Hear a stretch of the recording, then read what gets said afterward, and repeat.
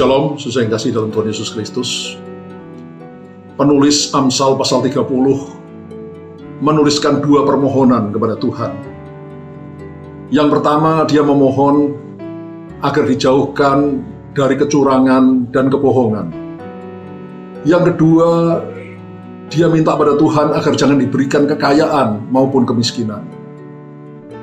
Mengapa kedua permohonan ini sangat penting? Yang pertama, karena kalau dia orang yang curang dan suka berbohong, maka orang seperti ini tidak akan pernah bisa bertumbuh menjadi dewasa secara rohani seperti yang Tuhan kehendaki. Karena setiap kali dia melakukan kecurangan, melakukan kesalahan, melakukan dosa, maka dia akan berusaha menutupi kecurangannya, kesalahannya, kelemahannya, dosanya dengan berbohong. Dengan demikian, dia tidak pernah bisa dipulihkan, dia tidak pernah bisa bertobat, dan dia tidak pernah bisa bertumbuh menjadi dewasa secara rohani. Sebaliknya, orang yang tulus hati, yang jujur, apabila ditegur kesalahannya, dosanya, orang seperti ini akan cepat bertobat, mengakui dosanya, minta ampun, sehingga bisa dipulihkan dan bisa dibimbing untuk menjadi semakin dewasa secara rohani. Penulis Amsal 30 juga menuliskan agar jangan diberikan kekayaan maupun kemiskinan. Kenapa demikian? Karena kalau dia kaya, dia bisa menjadi sombong dan melupakan Tuhan.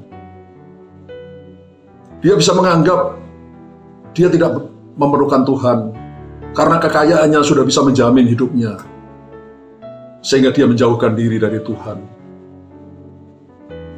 Sebaliknya, kalau dia miskin, dia bisa mencuri dan dengan demikian mencemarkan nama Tuhan.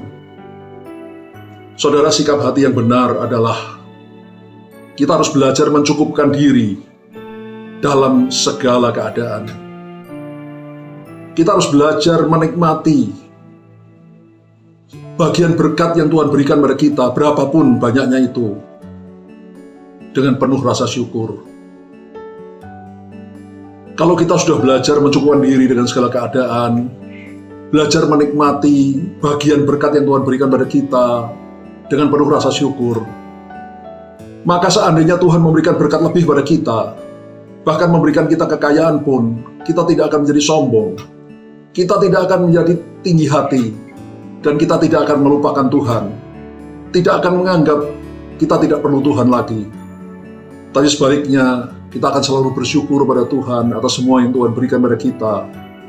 Dan kita akan memakai kekayaan kita, bukan hanya untuk keperluan diri kita dan keluarga kita, tapi juga untuk menolong sesama yang memerlukan, dan untuk memuliakan Tuhan.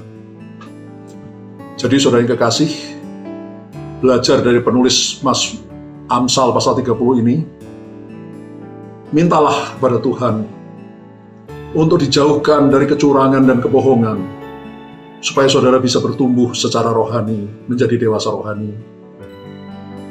Dan belajarlah mencukupkan diri dalam segala keadaan.